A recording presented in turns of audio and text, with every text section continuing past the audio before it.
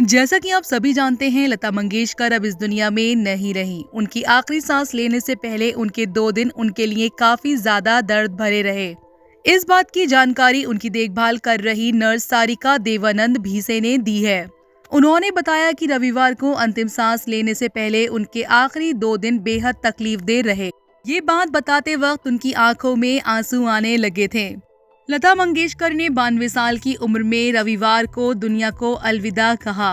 वह पिछले कई हफ्तों से मुंबई के ब्रीच कैंडी अस्पताल में भर्ती थी। उनकी नर्स भीसे ने बताया, जब लता दीदी ने आखिरी सांस ली तब मैं उनके साथ थी। उन्होंने कहा, जब वे वेंटिलेटर पे थी तब भी हमें पहचान रही थी। जब हमने मजाक किया तो वह जवाब दे रही थी, लेकिन आखिरी 2-3 दिन बहुत चुप हो गई थी। ना तो किसी से कुछ कह रही थी और न किसी बात को समझ पा रही थी।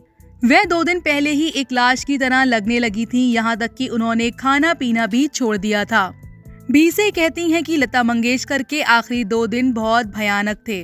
डॉक्टरों ने उन्हें बहुत बचाने की कोशिश की। भीसे ने कहा, कोविड-19 और निमोनिया की वजह से उनके फेफड़ों में समस्या थी। उनकी ऑक्सीजन सैचुरेशन कम हो गई थी और फिर उन्हें वेंटिलेटर पर रखना पड़ा। मंगेशकर 29 दिन तक अस्पताल में रही। इस दौरान सारिका भीसे लगातार उनके साथ थीं। इससे पहले जब उनका वेंटिलेटर हटा लिया गया तो भीसे और अन्य नर्स लता मंगेशकर को व्हीलचेयर पर पूरे अस्पताल में घुमाती रहीं। वह बताती हैं, तब हमें लगा कि हम जीत गए हैं और हम जल्दी ही उन्हें घर ले जाएंगे। लेकिन इसके बाद जल्दी ही उनकी हालत फिर बहुत खराब हो गई। रविवार शाम को लता मंगेशकर का अंतिम संस्कार किया गया। उससे पहले फिल्म जगत और अन्य क्षेत्रों की कई जानी मानी हस्तियों ने उन्हें श्रद्धांजलि दी।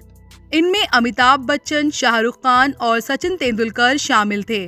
तो दोस्तों, आपको लता मंगेशकर के आखिरी 2 दिनों के बारे में जानकर कैसा लगा? हमें अपनी राय कमेंट बॉक्स में कमेंट करके जरूर बताएं। साथ ही ऐसी अपडेट पाने के लिए हमारे चैनल को सब्सक्राइब करना ना भूलें। धन्यवाद।